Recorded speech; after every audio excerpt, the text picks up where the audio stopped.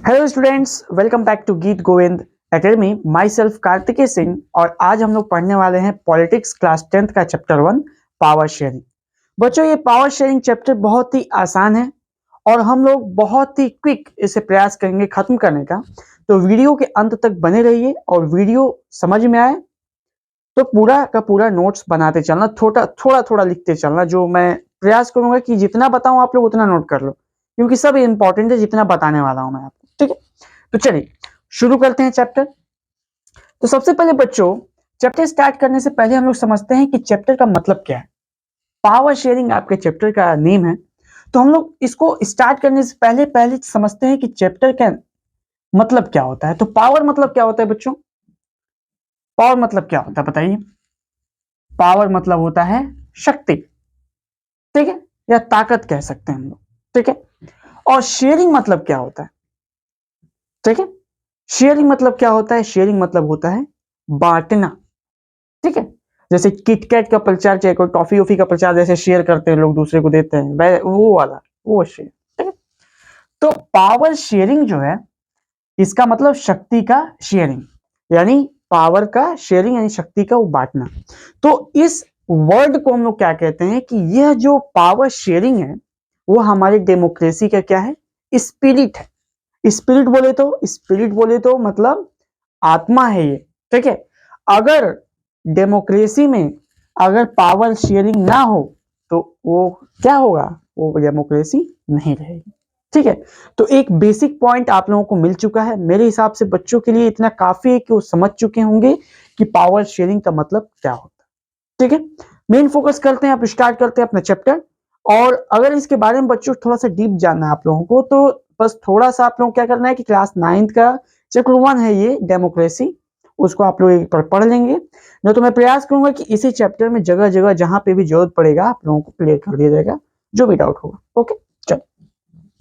तो बच्चों, हम लोग इस चैप्टर में दो कंट्रीज का शॉर्ट स्टोरीज पढ़ने वाले हैं और उन स्टोरीज को पढ़ने के बाद हम उन दोनों में एक कंपैरिजन करेंगे और कंपैरिजन करने के बाद उसमें हम लोग उसका निष्कर्ष निकालेंगे, ठीक है।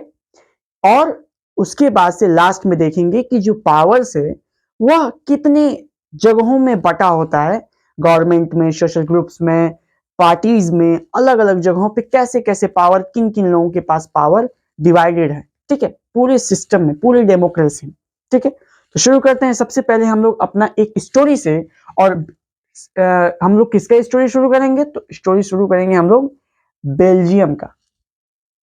तो बच्चों, सबसे पहले हम लोग बेल्जियम के बारे में देख लेते हैं, शुरू करते हैं। तो ये है आपके सामने एक बेल्जियम का मैप, सिंपल सा मैप है और आप लोग देख सकते हैं। और बहुत ही बनाने में इसको ज्यादा समय नहीं लगेगा। आप लोग प्रयास करें कि अगर मैप बन जाए तो बना लें, नहीं तो आपके बुक में ये पहले से ही दिया होगा। चलिए, तो जियोग्राफिकल पोजीशन जो है वो सबसे पहले हम लोग इस कंट्री का समझते हैं कि इसका लोकेशन कहां पे, ठीक है। तो ये सबसे पहले बच्चों, ये जो कंट्री है ये कहां पे है, किस कंटिनेंट में है? तो यह है यूरोप में। कहां पे है? यूरोप में है ये। दूसरा पॉइंट, पहला क्या है? यूरोप में है, ठीक है। दूसरा, इस कंट्री के आसपास वाले पड़ोसी देश कौन कौन से, वो भी जानना जरूरी है। तो इस कंट्री के आस पड़ोसी देश का नाम है आपका, नीचे में है आपका फ्रांस, ऊपर में है आपका नीदरलैंड, और उस साइड में है आपका जर्मनी, ठीक है। तो ये तीन इसके क्या हैं? नाइबर्स हैं, ठीक है। तो आपको इसके बारे में जियोग्राफिकल पोजीशन इस कंट्री का आपको क्लियर होगा कि कहां पे ये कंट्री है और इसके सॉरी, इसके आसपास के कौन कौन से पड़ोसी हैं, ठीक है। क्लियर? चलिए, अब हम लोग बात करते हैं इसके एरिया और पॉपुलेशन की। तो बच्चों, इसका एरिया जितना बड़ा है उतना बड़ा अपना क्या है? पंजाब है, ठीक है। पंजाब, सॉरी, हरियाणा है, ठीक है। क्या है? हरियाणा। क्योंकि आपके बुक में हरियाणा से ही कंपेयर किया गया है, ठीक है। तो यह कितना बड़ा है, जितना बड़ा हमारे इंडिया में हरियाणा है उतना ही बड़ा ये कौन सा स्टेट है, बेल्जियम, अरे ये कंट्री है बेल्जियम, ठीक है। चल अब इसकी पॉपुलेशन की बात करते हैं, ठीक है। पॉपुलेशन है बच्चों इसका लगभग 1 CR यानी 1 करोड़ इसका क्या है, पॉपुलेशन है। इस समय बढ़ गया होगा, लेकिन आपके एनसीईआरटी की बुक में 1 CR दिया है, तो आप लोग भी 1 CR ही लिखेंगे, चाहे आप लोग अप्रॉक्स का इस्तेमाल कर सकते हैं, अप्रॉक्स 1 CR, ठीक है। चलिए, तो एरिया एंड पॉपुलेशन भी समझ गए इस कंट्री का। ये जो पॉइंट है बच्चों, इन पॉइंट से हम लोग इस बेल्जियम के बारे में पूरी तरीके से 100% हम लोग पता कर लेंगे कि क्या हुआ है इसमें, कैसे इसका डिस्ट्रीब्यूशन हुआ है, ठीक है। तो चलिए, जियोग्राफिकल पोजीशन समझ लिए हम लोग, इसका एरिया एंड पॉपुलेशन समझ लिए हम लोग। अब हम लोग समझेंगे इसका एथनिक कंपोजिशन। एथनिक कंपोजिशन आप लोग पूछेंगे सर एथनिक कंपोजिशन क्या होता है, तो एथनिक कंपोजिशन का मतलब एक ऐसी आइडेंटिटी या एक ऐसी स्पेशलिटी जो जो लोग दूसरे को देख के क्या करते हैं, कोरिलेट करते हैं कि क्या है, जुड़ाव महसूस करते हैं दूसरे वाले बंदे से।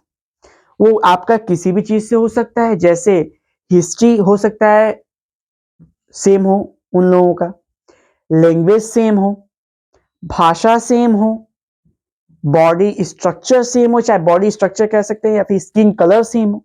तो कुछ चीजें जो हैं क्या हैं, उन लोगों को एक करती हैं। और हम लोग इस जो चैप्टर में जो मेनली जो कोरिलेशन देखेंगे वो देखेंगे बच्चों लैंग्वेज का, ठीक है। तो जो इथनिक कंपोजिशन है बच्चों, वह इसमें कुछ हट के तरीके, कुछ अलग तरीके से दिया गया। देखिए इसमें टोटल कितनी इथनिक कंपोजिशन है, इसमें 3 एथनिक कंपोजिशन है। वो है आपका फ्रेंच 40%, उसके बाद से है आपका डच, डच लैंग्वेज है बच्चों, ठीक है। डच लैंग्वेज है आपका लगभग 59% है, ठीक है, 59%। और जर्मन वाले भी हैं कुछ यहाँ पे, जर्मन भाषा बोलने वाले वो हैं 1%, ठीक है। तो आपको एथनिक कंपोजिशन क्लियर हो गया होगा। एथनिक कंपोजिशन यानी भाषा के लेवल पे इसमें लोगों को बांटा गया है। तो फ्रेंच में, फ्रेंच बोलने वाले लोग कितने हैं, 40%, डच बोलने वाले हैं 59%, और जर्मन बोलने वाले हैं 1%, ठीक है।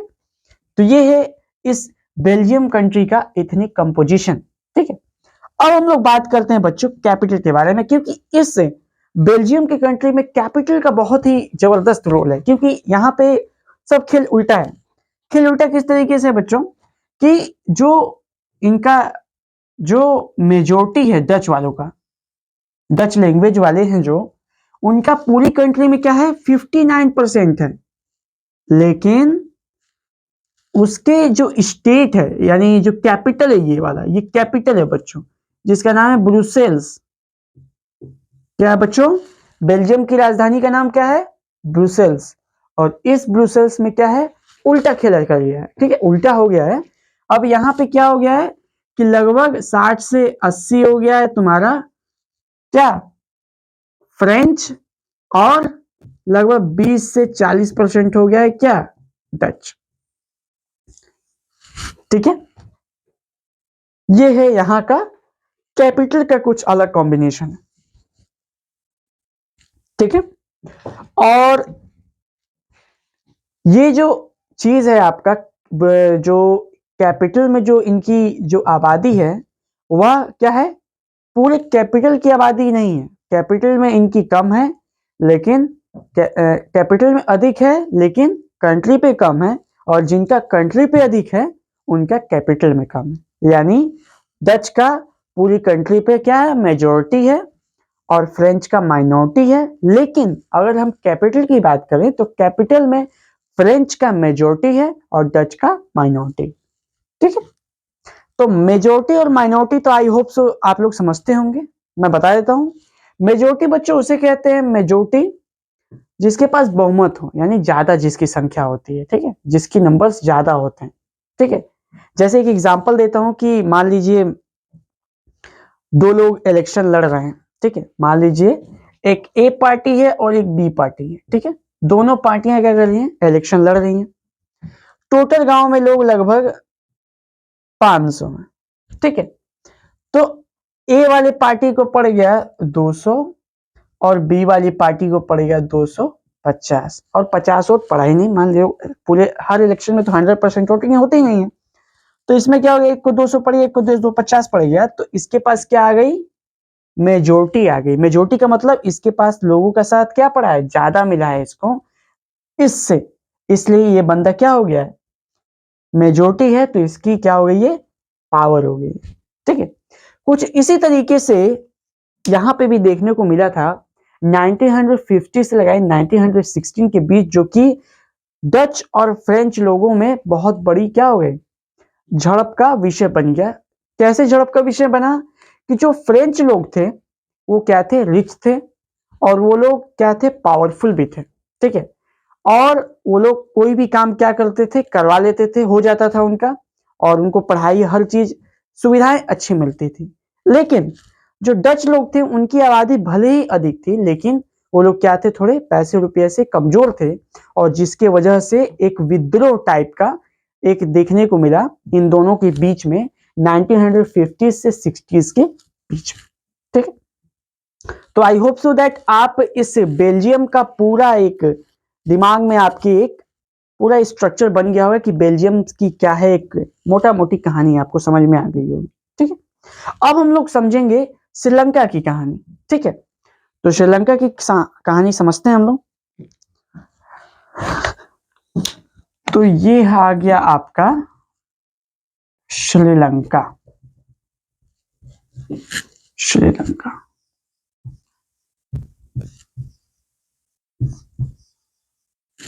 श्रीलंका श्रीलंका जो है, श्रीलंका की कहानी अब हम लोग समझते हैं। बेल्जियम की तो हम लोग समझ चुके थे, अब हम लोग श्रीलंका के बारे में बात करते हैं। तो श्रीलंका की सबसे पहले हम लोग बच्चों देखते हैं इसका जियोग्राफिकल पोजीशन, यानी किस कहाँ पे पृथ्वी की किस जगह पे यह स्थित है। तो यह एक आइसलैंड है बच्चों, जो कि साउदर्न कोस्ट है तमिलनाडु से। तमिलनाडु के साउदर्न कोस्ट में यह एक छोटा सा एशिया का आइसलैंड है, जिसका नाम है क्या, श्रीलंका, एक कंट्री, ठीक है। और जब भी आप इंडिया का मैप खरीदेंगे तो आपको यह श्रीलंका का मैप फ्री में मिल जाएगा, इंडिया के मैप के साथ चिपका हुआ। तो इसके लिए आपको अलग से पैसे खर्च करने की कोई जरूरत नहीं पड़ेगी, ठीक है। इंडिया के साउदर्न कोस्ट में याद रख लीजिए कि इसका लोकेशन कहाँ है। इंडिया के साउदर्न कोस्ट में आपका श्रीलंका एक आइसलैंड है एशिया में, इसका यही लोकेशन, ठीक है। चलिए, जियोग्राफिकल पोजीशन यही है इसका। अब हम लोग बात करते हैं बच्चों एरिया और पॉपुलेशन के इसका, ठीक है। तो बच्चों एरिया इसका कितना है, एरिया हम लोग सेम किसके कंपेयर करेंगे, हरियाणा का ही, ठीक है। और इसकी आबादी कितनी है, तो आबादी है इसका लगभग 2 करोड़। कितना है, 2 करोड़, यानी 2 CR इसकी आबादी है, पॉपुलेशन है, ठीक है। तीसरा हम लोग बात करते हैं बच्चों एथनिक कंपोजिशन, जो कि हम लोग बेल्जियम में भी देखे थे, उतना उसका एथनिक कंपोजिशन लैंग्वेज बेसिस पे, और इसमें भी हम लोग देखेंगे रिलीजियस बेसिस पे, ठीक है, धर्म के बेसिस पे हम लोग देखेंगे, धर्म के बेसिस पे और लैंग्वेज बेसिस पे, ठीक है। तो सबसे पहले हम लोग बात करते हैं बच्चों कि यहाँ पे मेनली बेल्जियम वाली स्थिति की तरह यहाँ पे भी मेनली 3 ही लैंग्वेज हैं। सबसे पहला जिसका सबसे ज्यादा परसेंटेज है बच्चों, वो है आपका 74%, कौन है, सिन्हाला, ठीक है, सिन्हाला, सिन्हाला, ठीक है। 74% ये हैं लोग। अब है 18% आपके तमिल है, और 13% है आपके नेटिव तमिल, ठीक है। नेटिव तमिल का मतलब जो वहां पे जन्मजात से रह रहे हैं, ठीक है। और 18% वाले में जो माइग्रेटेंट हैं, यानी इंडिया से भी कुछ गए हैं, जो आसपास से कहीं से आए होंगे, तो वो तमिल है यहाँ पे। तो बच्चों ये सिंघाला कम्युनिटी वाले जो लोग हैं वो 74% हैं, तमिल 18% है, तमिल में एक और कैटेगरी है नेटिव तमिल, उनके परसेंटेज है 13%। ठीक है, तो ये हो गया आपका एथनिक कंपोजिशन। ठीक है, अब हम लोग बात करेंगे रिलीजन की। सबसे इंपॉर्टेंट है रिलीजन यानी धर्म। श्रीलंका में किस किस धर्म की दबदबा था? तो देखिए बच्चों, वहां पे मेनली जो सिंघाला वाले लोग थे वो ज्यादातर क्या थे? बुद्धिस्ट थे, बुद्धिस्ट। ठीक है, और जो तमिल और नेटिव तमिल थे ये ज्यादातर हिंदू या फिर मुस्लिम थे। ठीक है, तो इस तरीके से रिलीजियस कंपोजिशन इनका ये रहा। ठीक है, बहुत ही सिंपल है, आप लोग फटाक से इसको नोट कर लीजिए। ठीक है, अब हम थोड़ा सा इसका कहानी बता देते हैं थोड़ा सा। श्रीलंका जो है बच्चों वो 1948 में यानी भारत के करेक्ट एक साल बाद ये भी क्या हो गया? इंडिपेंडेंस हो गया, आज़ादी मिल गई इसको भी। और 1948 के बाद यहाँ पे एक गवर्नमेंट बनी जो कि सर्वसम्मानित, मतलब सभी लोग, जनता ने उसको चुनकर भेजा था। तो बच्चों यहाँ पे मेजोरिटिज्म से ये सरकार बनी। मेजोरिटिज्म मतलब बहुमत से। तो बहुमत किसकी है? सब लोग ध्यान से देख सकते हैं कि नंबर्स में अगर बात करें तो सिंघाला जो कम्युनिटी है उसके नंबर्स क्या हैं? ज्यादा हैं। तो वहां पे सिंघाला कम्युनिटी की क्या बनी? गवर्नमेंट बनी। गवर्नमेंट बन गई। गवर्नमेंट बनने के बाद 1954 में एक एक्ट पास किया गया जिसमें जिसमें क्या किया गया कि सिंघाला को एक नेशनल लैंग्वेज घोषित कर दिया गया। ठीक है, नेशनल लैंग्वेज बना दिया गया कि अब यही लैंग्वेज सबको फॉलो करना है। जितने भी स्कूल्स हैं, गवर्नमेंट वाले ऑफिसेज हैं, हर जगह सिंघाला कम्युनिटी क्या हो गया? सिंघाला लैंग्वेज क्या हो गया? कंपलसरी हो गया। तो बच्चों इससे क्या हुआ कि जो दूसरे लैंग्वेज के लोग हैं जैसे तमिल वाले थे उनको बहुत ज्यादा प्रॉब्लम हुआ, क्योंकि वो लोग अगर जॉब के लिए जाते वहां पे कैंसिल रिजेक्ट कर दिए जाते हैं, किसी चीज के लिए जाते, किसी भी जगह पे जाते, एग्जाम में बैठते, चाहे किसी भी जगह पे जाते, तो उनको एक तरीके से उनको इस चीज का सामना करना पड़ता था कि उन्हें उनके जो भाषा, जो रीजनल भाषा है, जो तमिल उनको आती है, उनको इक्वलिटी नहीं मिली, उन पे ये भाषा थोपा जा रहा है। ठीक है, इस वजह से क्या हुआ कि वहां पे एक तरीके से भयावह स्थिति पैदा हो गई, जैसे इस समय पाकिस्तान में हो रहा है। एक तरीके से बहुत ही बुरी तरीके से स्थिति पैदा हो गई। दोनों पार्टियों ने क्या किया कि अब तमिल वाले जो थे ये अब अपना क्या करने लगे? अपना सेपरेट स्टेट का मांग करने लगे, क्योंकि जब इन्होंने कई बार इनसे प्रस्ताव किया कि हमें हमारा अधिकार दिया जाए, हमको भी इसमें जगह मिले, हमको भी हमारा काम, हमको एक जगह दिया जाए, एक लेवल पे लाया जाए। लेकिन जब जब इन लोगों ने सिंघाला कम्युनिटी से ये बात कही, तब तब उनको द्वारा क्या कर दिया गया? इस चीज को, प्रपोजल को रिजेक्ट कर दिया गया, डिनाइड कर दिया गया। ठीक है, उसके बाद से कुछ समय बाद तमिल ने कुछ संगठन और समूह बनाकर क्या किया कि मांग रखी कि हमको श्रीलंका में क्या चाहिए? हमको एक पार्ट चाहिए श्रीलंका का। ठीक है, उसका विद्रोह हुआ। उसके बाद से मांग उठी इस चीज की, तो इसको भी क्या कर दिया गया? सिंघाला कम्युनिटी के द्वारा डिनाइड कर दिया गया। और जब ये डिनाइड कर दिया गया बच्चों, तो वहां पे हो गया अब शुरू सिविल वॉर। और सिविल वॉर जो होता है बच्चों बहुत ही बेकार होता है। सिविल वॉर को हिंदी में हम लोग कहते हैं गृह युद्ध। और गृह युद्ध में क्या होता है बच्चों कि अपने ही देश में लड़ाई लग जाती है और एक दूसरे लोग को क्या करने लगते हैं?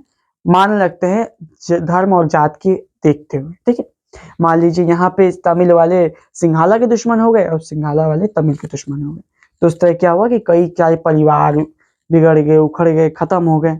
और बहुत बड़े लेवल पे वहाँ के इंफ्रास्ट्रक्चर, बिल्डिंगें तोड़ी गई, फोड़ी गई, बहुत ज्यादा नुकसान हुआ। इसलिए कभी भी जब भी सिविल वॉर कहीं भी शुरू होता है तो नुकसान जो कंट्री का होता है बहुत ही बड़े लेवल पे होता है। इसी तरीके से श्रीलंका में भी यही हुआ, सिविल वॉर, और वहां पे स्थिति बहुत ही बेकार हो गई। और यह जो सिविल वॉर है, यह जाकर एकदम आपका ताजा ताजा लगभग 2009 में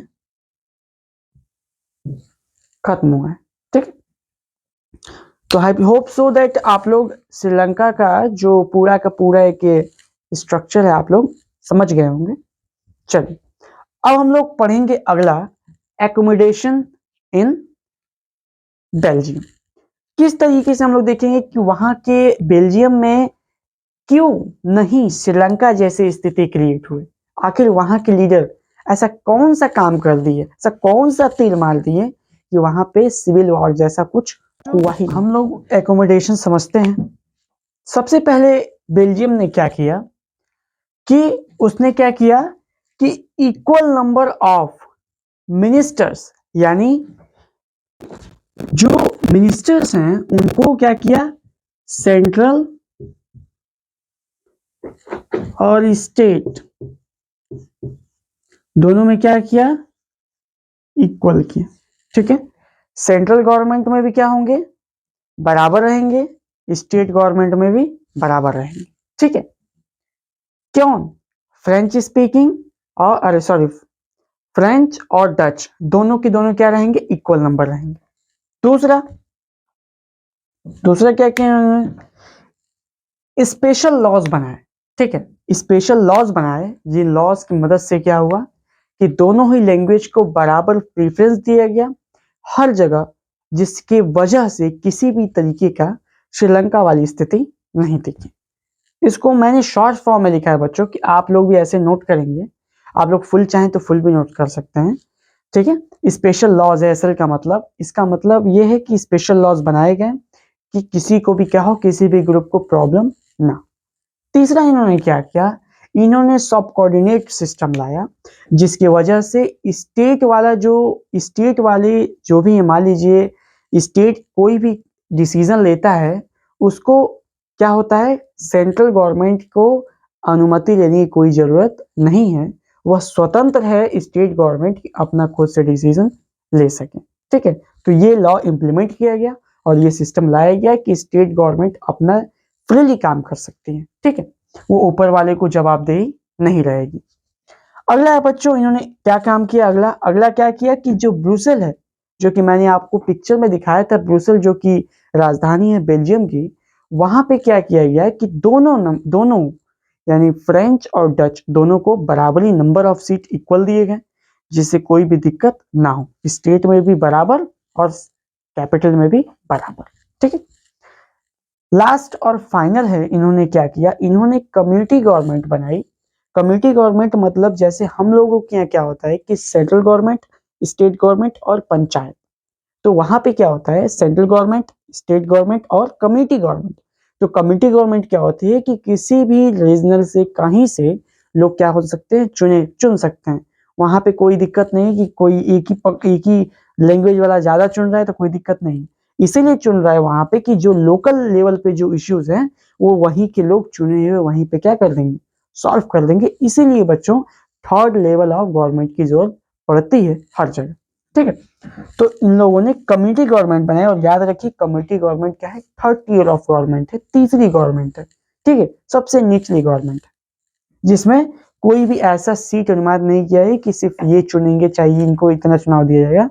इसमें क्या होता है बच्चों, इसमें ये फ्री कर दिया गया है कि जिसको जो मन करे, मतलब जो जाति जिस तरीके से जो लड़ना चाहता है वो लड़े, और जीत जिसकी जहां पे मेजोरिटी है वो जीत के और यहाँ पे अपना काम करे। ठीक है, इसमें ये नहीं है कि सेंट्रल गवर्नमेंट में मिनिस्टर इक्वल नंबर ऑफ होने जरूरी है, क्योंकि यहाँ पे क्या होता है कि यहाँ पे जो जिस कम्युनिटी का है, जिस कम्युनिटी से ज्यादा है उस तरफ जीतेगा और बंदा। और आपको पता ही है कि मान लीजिए कि कम्युनिटी है, कम्युनिटी में क्या हुआ कि बहुत सारे, एक तरीके से कह सकते हैं एक विलेज है, कई सारे विलेज हैं, विलेज में हर जगह क्या होता है, इलेक्शन होते हैं। तो मैं एक एग्जांपल आपको दे देता हूँ। तो मान लीजिए यहाँ पे फ्रेंच स्पीकिंग लोग हैं और यहाँ पे डच कम है, और यहाँ पे डच स्पीकिंग लोग हैं, यहाँ पे फ्रेंच कम है, यहाँ पे जर्मन स्पीकिंग लोग हैं, यहाँ पे फ्रेंच और डच दोनों कम है। तो यहाँ का अगर फ्रेंच वाला बंदा जीत जाए, यहाँ का अरे सॉरी यहाँ का जर्मन वाला बंदा जीत जाए, यहाँ का आपका फ्रेंच वाला बंदा जीत जाए, और यहाँ का आपका ये आपका डच स्पीकिंग वाला जीत जाए, तीनों में जीतेंगे तो क्या प्रॉफिट होगा बच्चों कि जिस जगह पे है जिसकी आबादी ज़्यादा है उस जगह के प्रॉब्लम को वो लोग शॉर्ट आउट करेंगे, क्योंकि वो लोग बिलोंग कर रहे हैं उसी कम्युनिटी से, इसलिए वो अपनी कम्युनिटी को क्या करेंगे, ज़्यादा समझेंगे। लोग भी क्या करते हैं, जिताते हैं कि उनके कम्युनिटी के क्या हो, जो भी प्रॉब्लम हो सॉल्व हो। ठीक, आई होप सो दैट आप लोग इस बेल्जियम एकोमोडेशन को समझ चुके होंगे। ये बच्चों ये 5 कारण हैं जिनकी वजह से जर्मनी में, सॉरी जर्मनी के बेल्जियम में युद्ध, चाहे किसी भी गलत काम जैसा श्रीलंका जैसा कोई भी स्थिति ना क्रिएट होने का, यही 5 कारण था जो कि वहाँ के लीडर्स ने बहुत ही सूझबूझ के ये चीज़ों को रखा, इम्प्लीमेंट किया, जिसकी वजह से कोई भी दिक्कत या परेशानी वहाँ पे नहीं है। ठीक है, अब हम लोग समझेंगे बच्चों कि पावर शेयरिंग क्यों इम्पोर्टेंट है। ठीक है, और इसका दोनों कारण देखेंगे, मॉरल भी देखेंगे, क्या जरूरत है मॉरली शेयर करने का, और दूसरा हम लोग प्रूडेंशियल देखेंगे कि प्रूडेंशियल क्या जरूरी है पावर को शेयरिंग करने का। तो रीजन 2 है, एक प्रूडेंशियल, एक मॉरल। तो सबसे पहले हम लोग पढ़ते हैं बच्चों कि मॉरल कारण क्या है पावर शेयरिंग का। ठीक है, तो सबसे पहला कारण है the spirit of democracy. Moral मतलब आप लोग समझ सकते हैं, मॉरल मतलब भावनाओं वाला, भावनाओं के ऊपर अगर हम लोग बात करें कि क्यों ज़रूरी है पावर शेयरिंग, तो सबसे पहला कारण है स्पिरिट ऑफ डेमोक्रेसी। क्योंकि जो पावर शेयरिंग है बच्चों, वह डेमोक्रेसी का एक स्पिरिट है। स्पिरिट मतलब आत्मा है। ठीक है, बिना आत्मा के शरीर खड़ा नहीं रह सकती, नहीं चल सकती, उसी तरीके से बिना पावर शेयरिंग के डेमोक्रेसी नहीं चल सकता। ठीक है, दूसरा, people who are affected by policies must have hand in shaping those policies। मतलब कॉमन जो लोग होते हैं, जो नागरिक होते हैं, उनका हाथ होना चाहिए किसी भी पॉलिसी को बनाने में। अब आप लोग सोच रहे होंगे कि सर हाथ कैसे होगा। देखो बच्चों, हाथ कुछ इस तरीके से होगा कि उनके बीच से कोई नेता खड़ा होगा नेता के लिए, और कई सारे हाथ मिलकर उसे क्या करेंगे, जिताएंगे, और वो उनका हाथ बनकर उनके लिए पॉलिसीज बनाएगा। और इस तरीके से हम लोग कहेंगे कि लोगों का हाथ रहा क्या करने में, शेपिंग द पॉलिसीज, यानी अपने लिए पॉलिसीज को बनाने में लोगों का ही हाथ रहा। अगर उस पॉलिसी से लोग खुश नहीं होंगे तो दूसरे हाथ को पकड़ेंगे, वो दूसरा हाथ उनके लिए पॉलिसीज बनाएगा। इसलिए ये कहा गया है कि लोगों का हाथ है। ठीक, मॉरल वाले में। तीसरा क्या है मॉरल कारण, कि जिसके हम लोग कह सकते हैं कि पावर शेयरिंग होनी चाहिए, वो है सिटीजन्स पार्टिसिपेट इज मस्ट। जितने भी लोग हैं, जितने भी कॉमन लोग हैं, उनका पार्टिसिपेशन बहुत ही इंपॉर्टेंट है। ठीक है, पावर शेयरिंग में, जिसके अंतर्गत हम लोग डेमोक्रेसी की बात करते हैं। और लास्ट पॉइंट है बच्चों कि moral reasons are the makes power sharing if essential and valuable. Moral कारणों क्या है, बहुत ही इंपॉर्टेंट है मॉरल कारण, जो क्या बनाते हैं, इफिशियंट यानी मजबूत बनाते हैं पावर शेयरिंग को। ठीक है, तो ये थे हमारे दो चार पॉइंट कि why power sharing is important morally. ठीक है, अब हम लोग समझेंगे कि why power sharing is important prudentially. तो प्रूडेंशियल का मतलब क्या होता है बच्चों, प्रूडेंशियल का मतलब होता है साइंटिफिक, यानी जो कि पूरी तरीके से क्या किया गया है, नापा तौला गया है, ऐसे टर्म को कहेंगे प्रूडेंशियल। ओके, तो प्रूडेंशियल के रूप में कौन कौन से पॉइंट है, 4। ठीक है, सबसे पहला पॉइंट है बच्चों रिड्यूस कॉन्फ्लिक्ट लीड।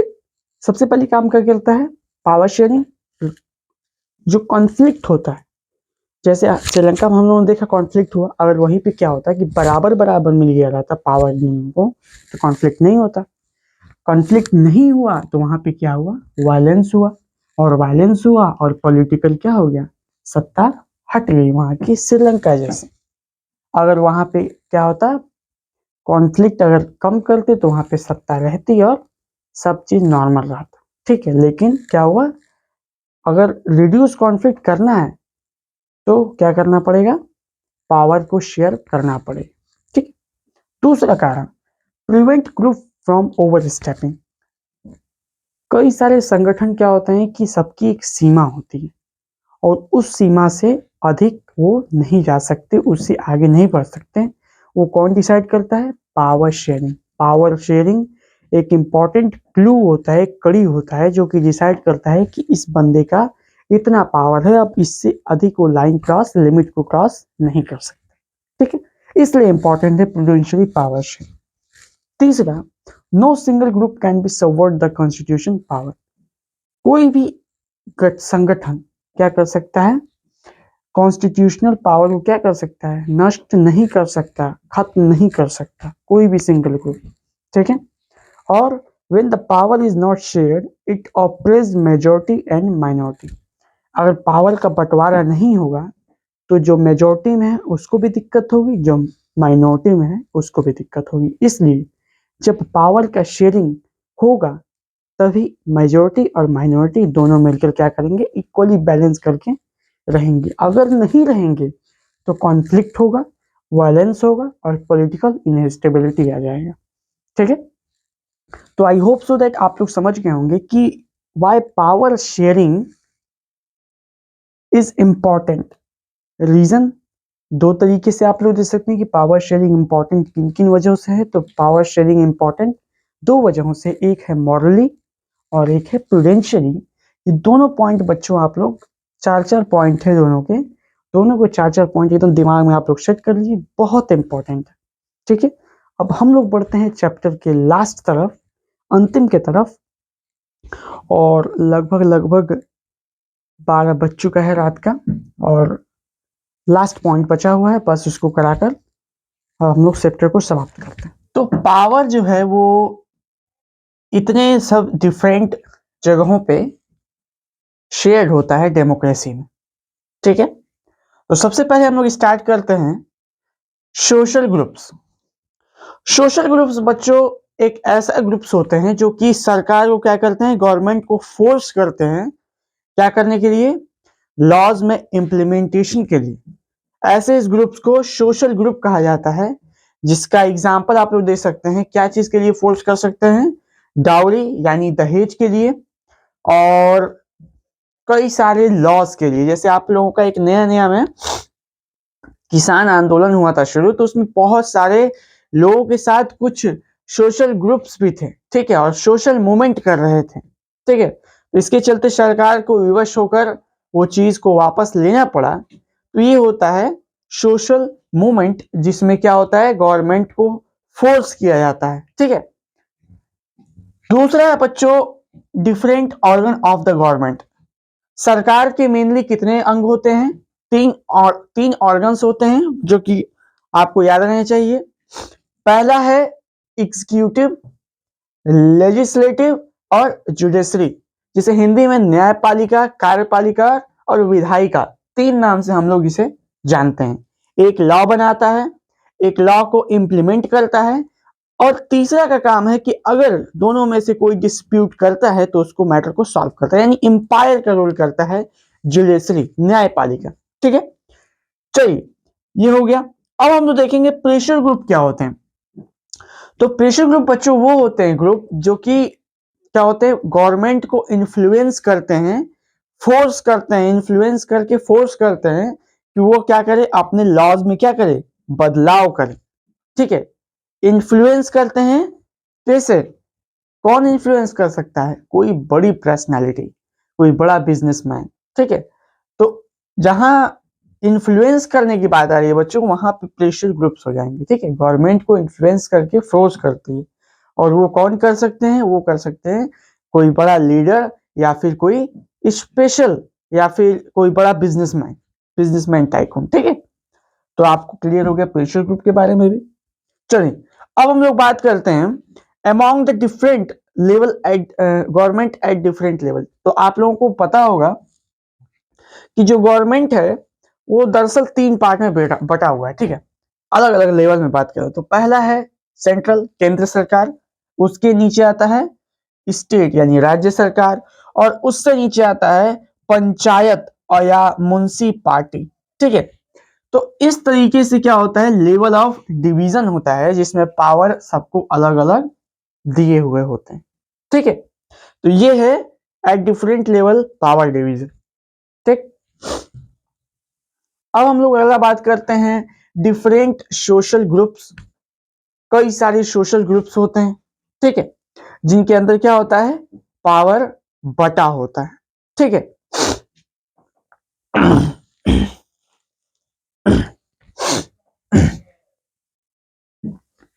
अब देखिए, सोशल ग्रुप्स का मतलब कह सकते हैं एनजीओज, चाहे ऐसे ऐसे ऐसे ग्रुप्स जो कि सोसाइटी के लिए काम करते हैं, ऐसे ग्रुप्स के पास भी एक स्पेशल पावर होता है, ठीक है।